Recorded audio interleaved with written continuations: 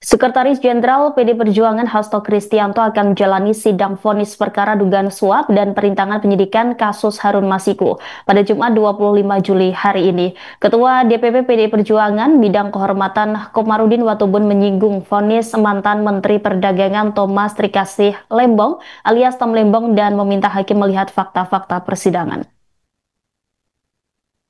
Fakta persidangan yang tersaji selama ini, kata Komarudin, sudah membuktikan bahwa terjeratnya Hasto dalam perkara dugaan suap dan perintangan penyidikan kasus Harun Masiku syarat kepentingan politik.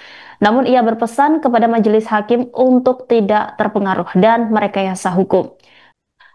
Hal senada juga disampaikan oleh mantan Menko Polhukam Mahfud MD. Mahfud menyinggung nasib Tom Lembong ketika ditanya soal vonis Hasto Kristianto.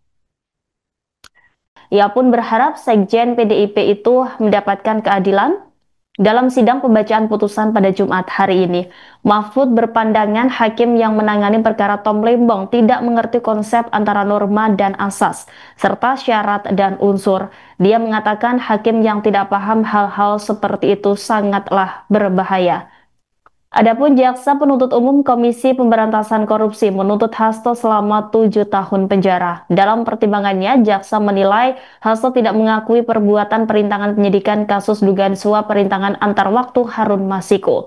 Menurut Jaksa, perbuatan Hasto telah memenuhi seluruh unsur pasal 21 UU nomor 31 tahun 99 tentang pemberantasan tindak pidana korupsi junto pasal 65 ayat 1 dan pasal 55 ayat 1 ke 1 Jo pasal 64 ayat 1 KUHP.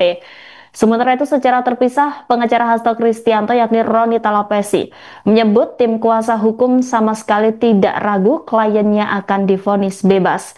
Keyakinan ini berdasarkan pada fakta persidangan bahwa tidak ada satupun bukti dan saksi yang bisa menyatakan Hasto bersalah terlibat suap dan merintangi penyidikan kasus Harun Masiku. Meski demikian, Roni melihat perkara Hasto tidak murni hanya menyangkut permasalahan hukum. Menurutnya, hal ini juga diamini oleh aktivis dan pakar yakni Ferry Amsari yang menyebut bahwa proses pidana yang menjerat Hasto sebagai pengadilan politik. Oleh karena itu, kata dia, jika pada akhirnya Hasto divonis bersalah, maka putusan yang diketok merupakan pesanan politik.